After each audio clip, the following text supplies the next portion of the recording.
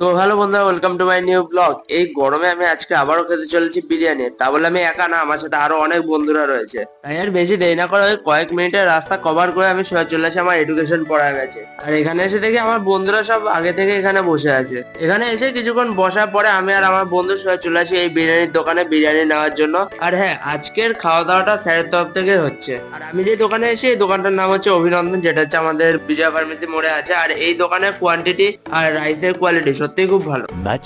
Much later. এরপর সব বিরিয়ানি গুলোকে প্যাক করিয়ে সোজা চলে আসলাম স্যারের বাড়িতে। এরপর এটার টেস্ট কোয়ালিটি কেমন কি আছে সেটা দেখার বিষয়। তার আগে সবাই মিলে এটা টেকনিক্যালি আনবক্সিং করে নিলাম। আর সত্যি কথা বলতে এই বিরিয়ানির যতটা কোয়ান্টিটি ছিল তেমনই তার টেস্ট। সত্যি কথা বলতে এই বিরিয়ানির টেস্টটা আমার পার্সোনালি খুব ভালো লেগেছে। A few moments later.